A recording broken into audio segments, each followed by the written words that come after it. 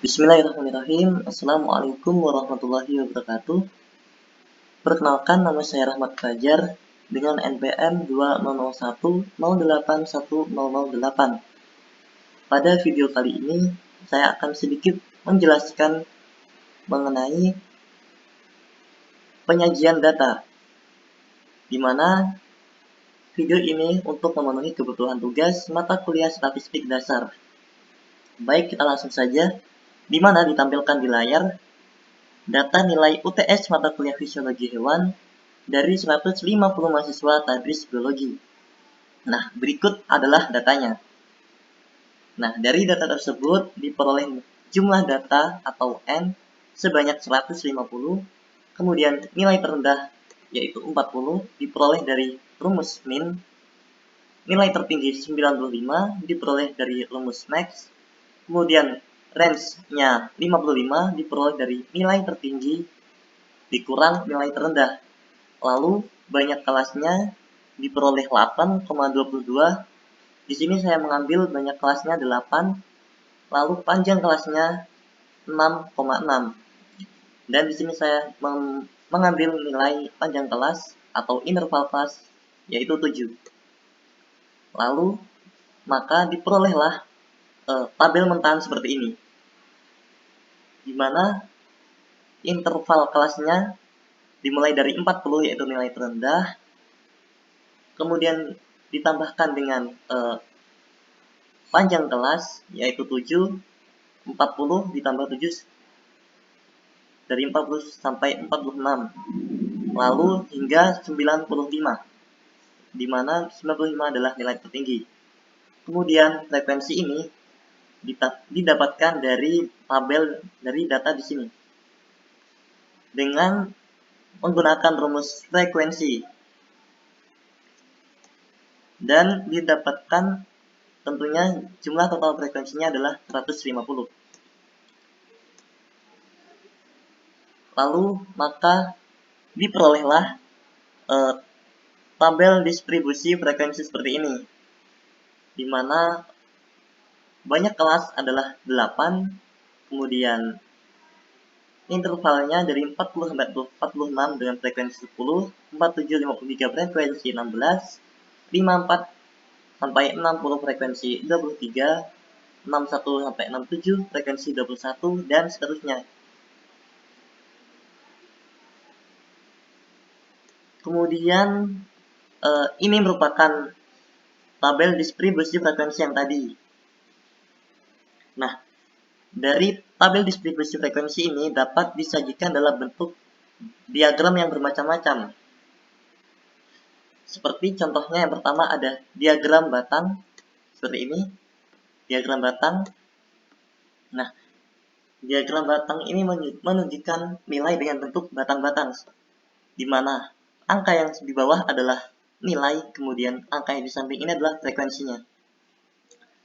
Dari nilai kelas 40 sampai 46 memiliki frekuensi 10. Mari kita lihat teman-teman, apakah benar? Yap, benar sekali, nilainya 10. Interval kelas 40 sampai 46 frekuensinya 10.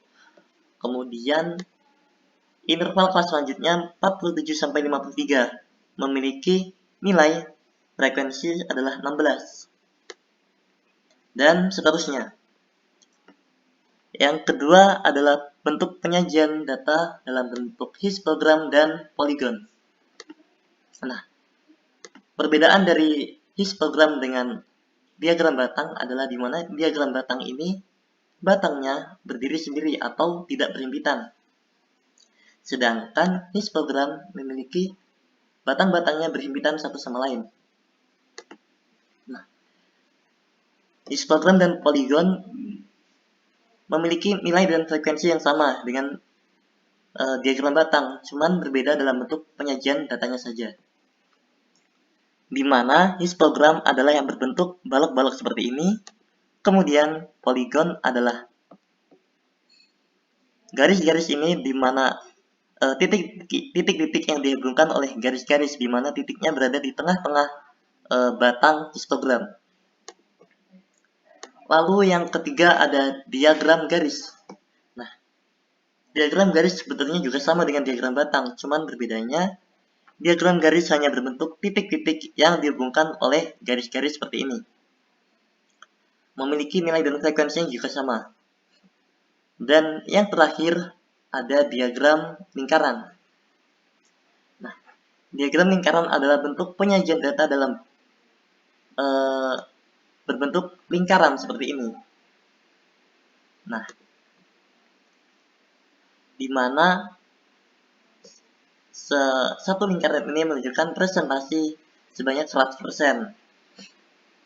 Mari kita lihat teman-teman, untuk kelas yang pertama dari nilai 40 sampai 46 yang tadi frekuensinya berjumlah 10 memiliki presentase 7% di sini. Kemudian nilai 47 sampai 53 yang berwarna merah dengan frekuensi 16 memiliki presentase 10%. Lalu nilai 54 sampai 60 dengan warna hijau memiliki frekuensi 23 dan presentasinya ada 15%. Hingga seterusnya membentuk satu lingkaran penuh yaitu 100%. Di mana 100% ini menunjukkan jumlah total dari frekuensi yaitu 150. Nah, diagram-diagram ini dapat diperoleh melalui tabel distribusi frekuensi ini yang bisa dikonversikan secara langsung melalui fitur dalam Microsoft Excel. Nah, contohnya seperti ini. Kita blok terlebih dahulu nilai-nilainya, kemudian kita pergi ke Insert, dan terdapat menu diagram-diagram. Di sini ada diagram batang, kemudian diagram garis, diagram lingkaran, dan sebagainya, sesuai dengan kebutuhan kita. Lalu di sini ada tabel yang lain, di mana tabel ini berguna untuk tabel bantu dalam pembuatan histogram dan poligon. Di sini tabel frekuensinya ada 2, karena tabel frekuensi yang di sebelah sini digunakan untuk histogram, sedangkan frekuensi yang sebelah sini digunakan untuk poligon. Jadi dalam pembuatan histogram dan poligon ini sedikit tricky ya teman-teman. Baik, seperti itu tadi penjelasan dari materi presentasi dari saya. Jika ada kekurangan dan kesalahan, saya mohon maaf. Dan saya ucapkan terima kasih kepada teman-teman yang telah menyimak video ini dari awal hingga akhir. Saya akhiri. Wassalamualaikum warahmatullahi wabarakatuh.